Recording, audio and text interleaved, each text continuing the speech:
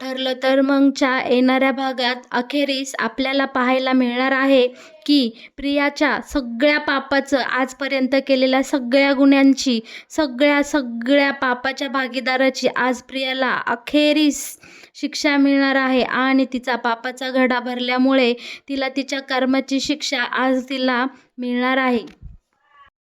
प्रियाला तिच्या कर्माची कायद्याने जी काही शिक्षा मिळेल ती मिळणारच आहे.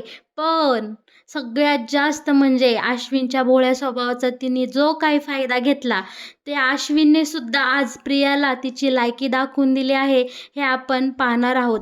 येणाऱ्या काही भागांमध्ये प्रियाचे सगळे पत्ते कसे उलटे पडतात हे पाहणार आहोत.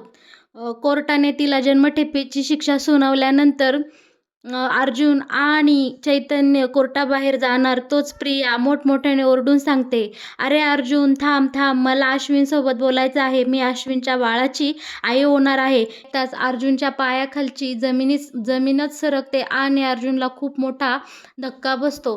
पण अर्जुन क्षणाचा एकही विलंब न करता पहिला फोन काढतो आणि अश्विनला फोन करतो आणि बोलतो, "तू आत्ताच्या आत्ता निघून इकडं जेलमध्ये ये. प्रियाला तुझ्यासोबत खूप काही महत्त्वाचं बोलायचं आहे." अश्विन बोलतो, "मी अजिबात त्या बाईचं थोबाड बघायला तिथे येणार नाही." पण अर्जुन बोलतो, "तसंच महत्त्वाचं आहे म्हणून तू आत्ताच्या आत्ता निघून ये." आता अश्विन जेलमध्ये आल्यानंतर प्रिया लगेच अश्विनसोबत नाटकं करायला सुरुवात करते. रडून भोळेपणाचा आणायला अश्विनला गुंडाळण्याचा प्रयत्न करत असते. पण अश्विन मात्र आता खूप हुशार झालेला असतो. प्रियाच्या ह्या मगरमच्छच्या आसूंसाठी अश्रूंच्या मनात आता काहीच जागा नसते. अश्रून बोलतो, "बोल, कशासाठी मला इथं बोलवलं आहे? तुझं थोबाड बघण्याची सुद्धा मला इच्छा राहिली नाही." तर प्रिया बोलते, "अश्विन, तुला एक आनंदाची बातमी द्यायची आहे." अश्विन बोलतो, "आनंदाची बातमी? आणि तुझ्याकडनं? या जन्मात सुद्धा ते शक्य नाही तुला प्रिया. सॉरी बबली लोखंडे."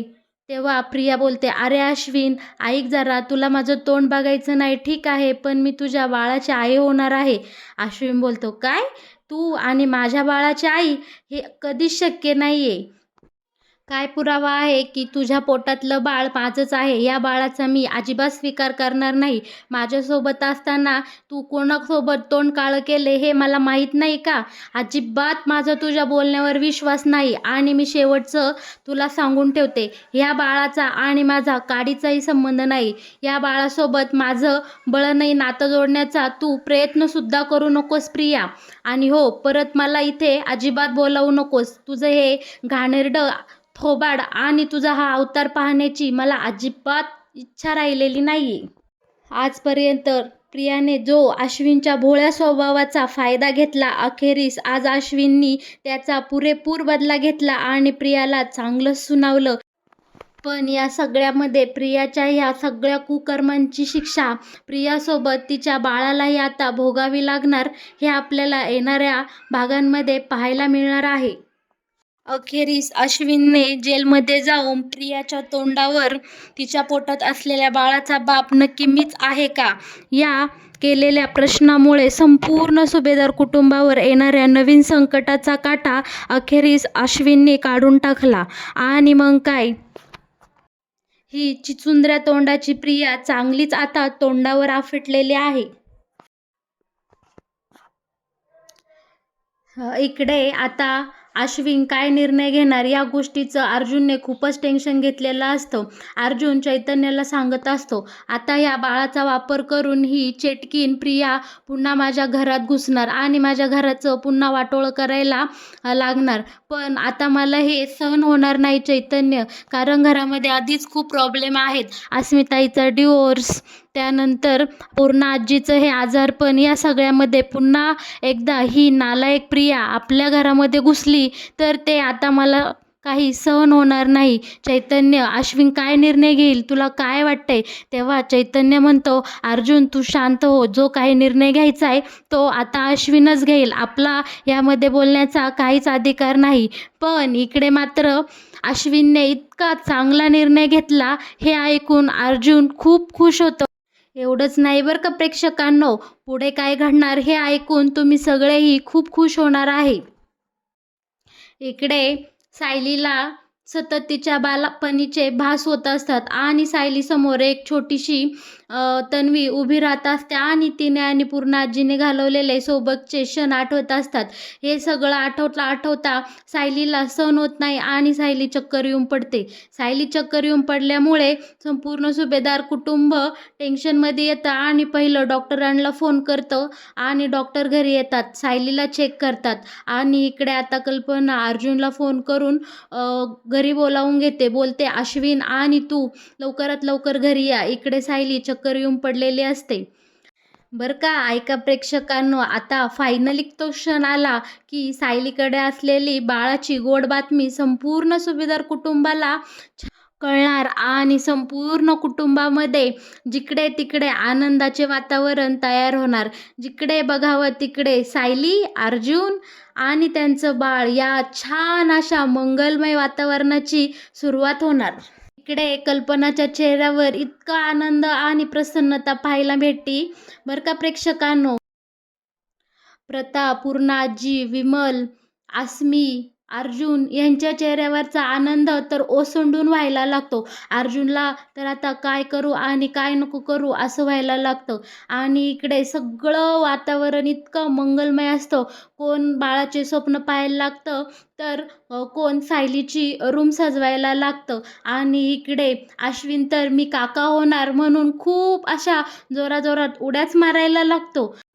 आजी आजोबा होणार म्हणून कल्पना आणि प्रताप एकमेकांक पाहतात आणि समाधानाने गालातल्या गालात हसू लागतात. आणि आत्याबाईचा तर वेगळाच थाट. आसमी तर लगेच तिचं बाळ आणि सायलीचं बाळ एकत्र मोठेपणी कशी खेळतील, कशी राहतील या सगळ्याची स्वप्न पाहू लागते. विमल तर सगळ्यांना लगेच पेढे घेऊन येते आणि पेढे वाटायला सुरुवात करते. संपूर्ण सुभेदार कुटुंब आनंदाने फुलून गेलेलं असतं. पण कल्पना आणि अर्जुन सायलीला विचारतो, सायली, तू एवढी मोठी गोड आनंदाची बातमी आम्हाला स्वतःहून का सांगितली नाही? का एवढी वाट पाहिली? यावर सायली बोलते, अहो, मी तुमच्या दोघांना सांगायला खूप वेळा आले होते, पण तुम्ही दोघांनीही माझं काहीच ऐकून घेतलं नाही. आणि या गोष्टीचा कल्पना आणि अर्जुनला खूपच वाईट वाटते. पण ते म्हणतात, जाऊ दे, झालं ते झालं. आपण आता कळालेले ह्या आनंदाच्या बातमीचे खूप मोठे जंगी स्वागत करू आणि घरामध्ये नाना प्रकारचे पदार्थ, गोडाचं जेवण देवण, देवाला नैवेद्य अशी छान सुरुवात होती. तर प्रेक्षकांनो, आता खरा या मालिकेत खूप मोठा ट्विस्ट येतो. पूर्ण आजीला तो खूप आनंद झालेला असतो की तन्वी गरोदर आहे, तन्वीला बाळ होणार आहे आणि मला पतवंड होणार आहे. यावर पूर्ण आजी बोलते, आज मी 1 नाही, 2 नाही, 4 पेढे खाणार आहे. आणि हो तन्वी, तू मला ते पेढे खाऊन देणार आहे, कारण आज मी खूप खुश आहे. कारण आता माझ्या लाडक्या तन्वीला एक छान असं गोंडस बाळ होणार आहे. आजवर माझी तन्वी लहान होती आणि आता ती एकदम एवढी मोठी झाली की ती आता आई होणार आहे. सगळेजण खूप खुश असतात आणि पूर्ण आजीकडे पाहतच राहतात. पण प्रेक्षक मित्रांनो, हाच तर खरा मोठा ट्विस्ट आहे. सगळे हे विसरतात की पूर्ण आजी ही सायलीला तन्वी समजत असते. तन्वी ही अश्विनची बायको असते. म्हणजे पूर्ण आजीच्या डोक्यात सध्या काय चालू असणार, तर सायली नाही तर तन्वी प्रेग्नेंट आहे, अर्जुन नाही तर अश्विन बाबा होणार आहे. पूर्ण आजीच्या तब्येतीसाठी ह्या अवघड परिस्थितीमध्ये सायली, अर्जुन आणि अश्विन ही परिस्थिती कशी हाताळतील हे सगळं आपण पाहणारच आहोत. तर मग प्रेक्षकांनो, आता येणाऱ्या भागात पूर्ण आजीचा डोळा चुकवून सायली आणि अर्जुन त्यांच्या दोघांचे प्रेमाचे क्षण कसे साजरे करतात, कसे जगतात हे आपण पाहणार आहोत.